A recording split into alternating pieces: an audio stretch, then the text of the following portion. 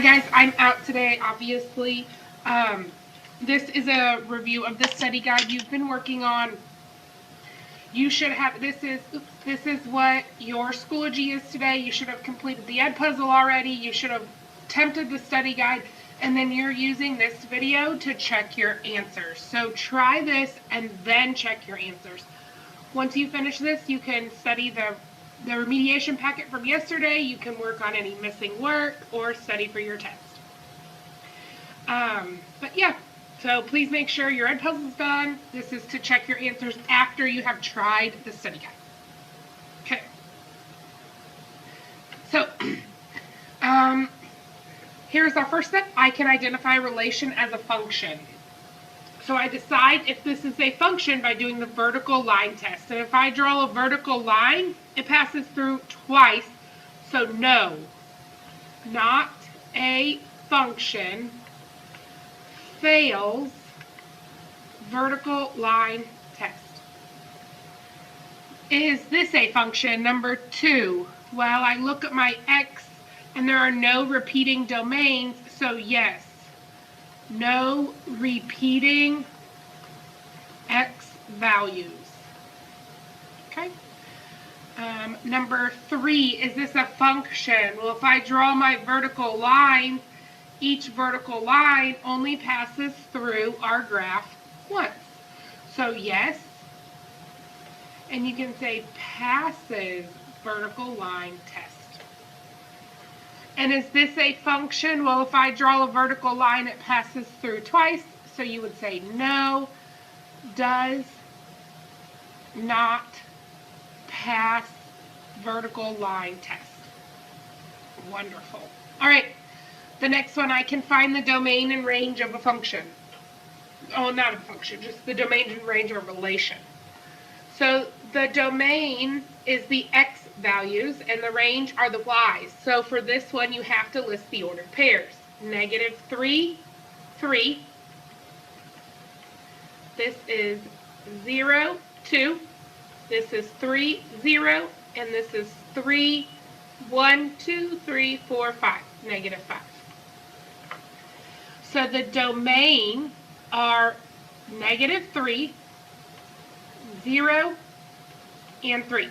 It's the first number. The range is the second number, 3, 2, 0, and -5. So the range is -5, 0, 2, and 3. And you should really put them in order, but if you don't, it's okay.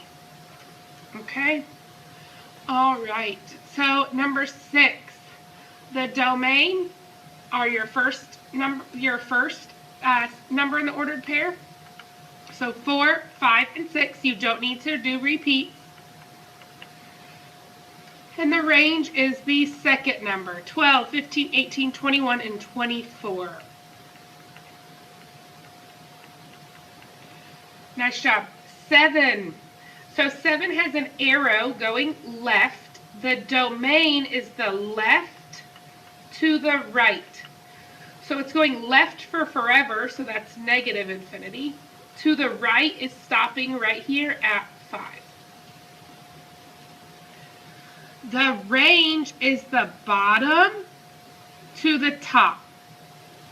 So my bottom is going down, so -infinity, to my top is stopping at 2. So if you don't have these complete, or they're not done, or they're wrong, you should pause the video and fix them. The video is a way for you to check your answers at your own pace and see my thinking and work. So if you have them wrong, I need you to fix them. All right, number 8.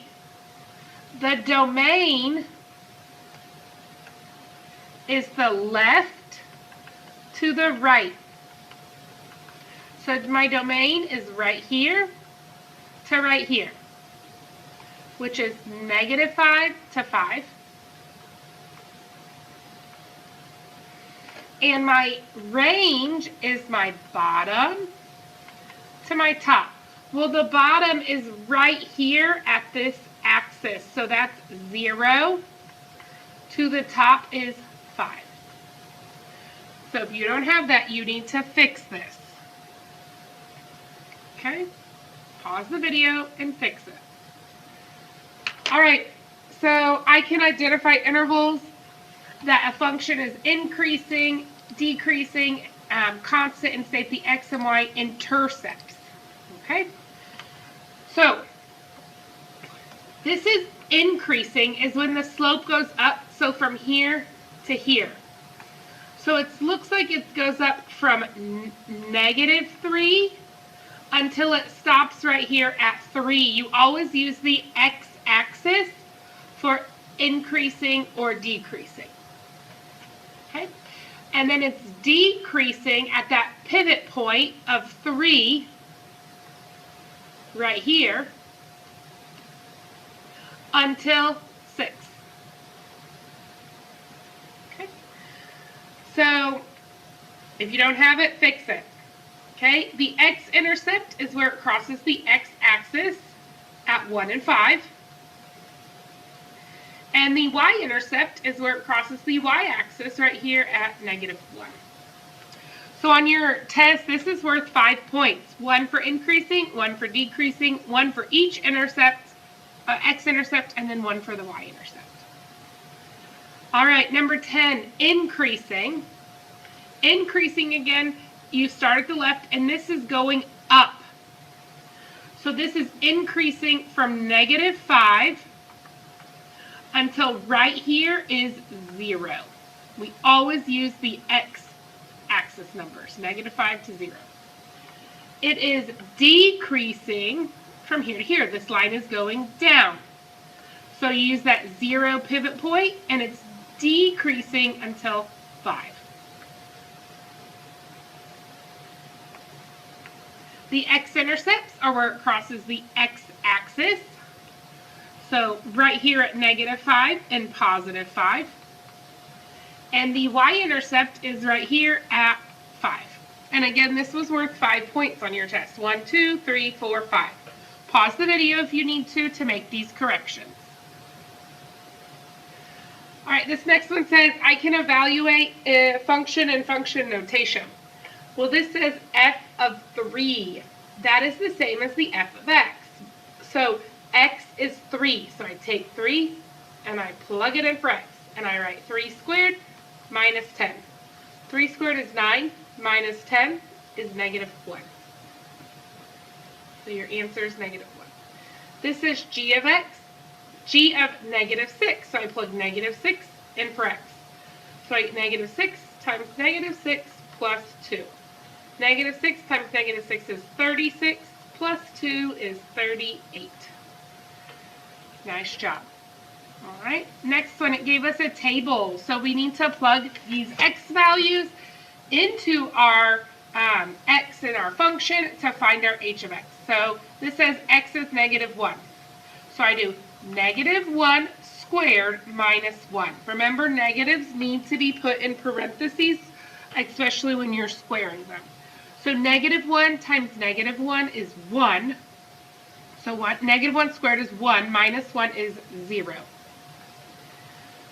Then this would be 0 squared minus 1. Well, 0 squared is 0, minus 1 is -1.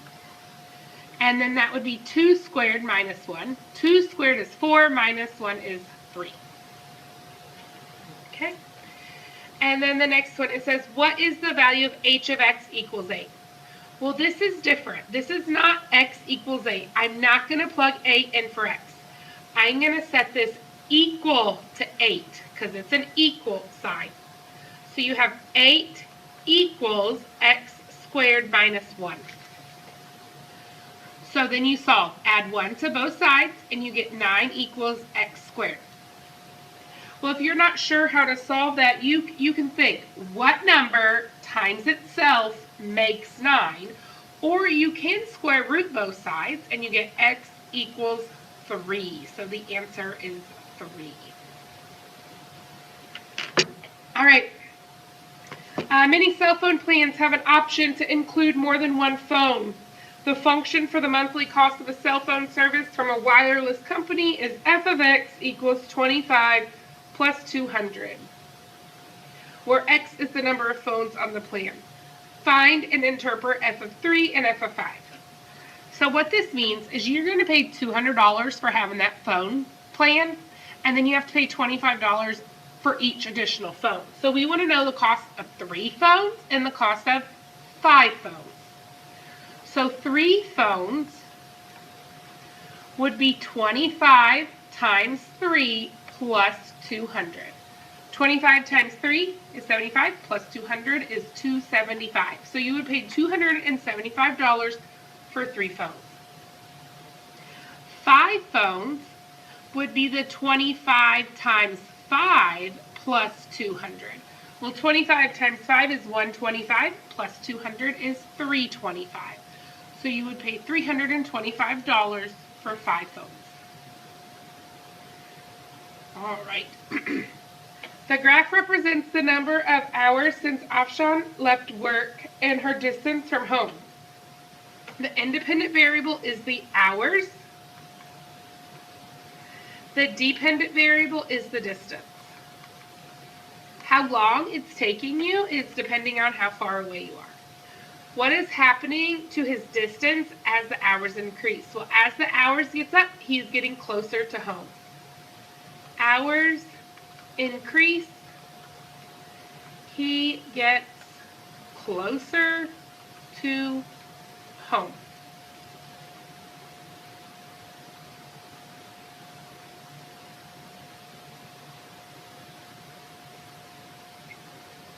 All right, let's look at this one. In a relation involving the amount of money a person has left, the higher price of the movie ticket, the less money they have to spend on concessions. And that makes sense. If you have $50 and a movie ticket costs $10, you have $40 left at concessions. If you have $50 and you spend $25 on a movie ticket, you have $25 to spend at concessions. If you have $50 and you spend $40 at the ticket, you have $10 left. So the more the ticket costs, the less money you have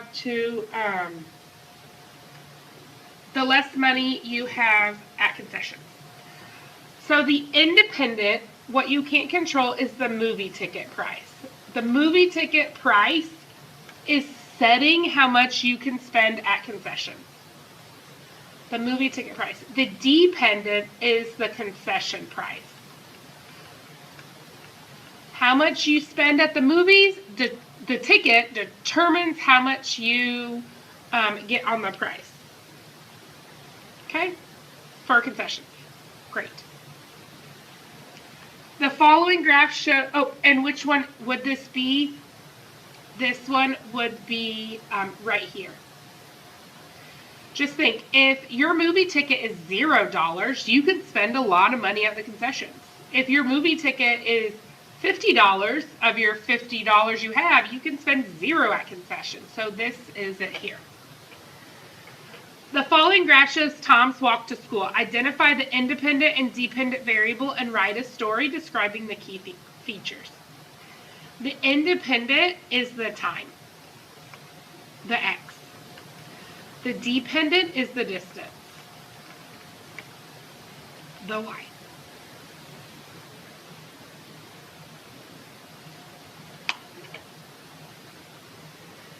Okay? My story might be you're riding your bike.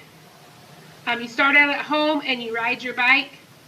And then you have to stop. You want to stop and get a drink at McDonald's or Circle K. And then you get on your bike and you ride all the way to a friend's house. Okay? It might be you start riding your bike, you reach the library, you read a book, and then you ride your bike more until you get to your friend's house. Okay? All right. So that could be your story. All right, next page. I can solve equations, inequalities, and set up equations for word problems and solve literal equations. Okay, so here's my equation, and it's distribute. So I need to distribute 4x minus 32 equals 4x minus 32. Well, those are the same. Or maybe you minus 4x on both sides, and you get negative 32 is equal to negative 32. Those are the same. So that is called infinite solutions. Great. This next one, this is an inequality. The biggest thing that I'm noticing is people are putting equal signs. Do not put an equal sign. You will miss a point. You have to put an inequality. So you minus 6x from both sides because it's smaller. And 7x minus 6x is x. Minus 8 is greater than negative 11. Add 8 to both sides, and you get x is greater than negative 3. Okay? Next one, solve for y. So we want to get this y. So we minus x on both sides, and you get negative 2y equals 1 minus x. Divide both sides by negative 2, and you get y equals 1 over x. 1 minus x over negative 2. Okay? Solve for n, minus d on both sides, and you get 3n equals 1 minus d. Divide both sides by 3, and you get n equals 1 minus d over 3. Okay? If you have questions, ask. Send me a message. Ask tomorrow. Pause the video. Write stuff down. Get them done. Okay, next one. Mr. Posen started with 148 newborn diapers and went through 8 diapers a day. The Titzers had 100 diapers and went through 4 diapers a day. When will they have the same amount of diapers? Well, same amount means equal, and this was on your first test. It's going to be on this retake. So Posen had 148, and he went through 8 a day. When I had the twins, when they were first born, I was going through 16 diapers a day. But Mr. Posen went through 148. The Titzers had, Mr. and Mrs. Titzer had 100 diapers, and they went through 4 a day. 8x is smaller, so I add 8x to both sides, and you get 148 is equal to 100 plus 4x. Minus 100 on both sides, and you get 48 is equal to 4x. Divide by 4, and you get x is equal to 12 days.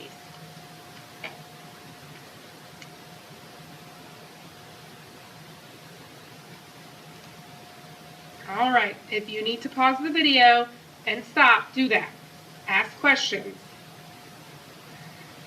All right, the formula P equals 2L plus 2W represents the perimeter of a rectangle. In this formula, the L is the length and the W is the width. Solve for L.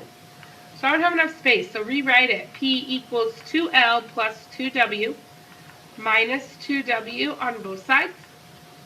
And you get P minus 2W equals 2L. Divide both sides by 2, and you get L equals P minus 2W over 2. Great. The next one says, find the length, which is why we solved for L, when the width is 4 and the perimeter is 36. So for the perimeter, I'm going to put 36. And for the width, I'm going to put the 2. So you get 36 minus 2 times, 4 over 2. Well, you can't subtract first. You have to multiply. So 2 times 4 is 8. 36 minus 8 is 24 over 2. 24 divided by 2 is 12. If you have any questions, write them down here so you can ask me tomorrow. Please let me know if you need anything. Send me a message and whatnot. Thank you guys, and make sure you have your Edpuzzle done, and study this, and look at the remediation packet from yesterday, and you'll do great. All right, let me know if you have any questions. See you tomorrow. Bye.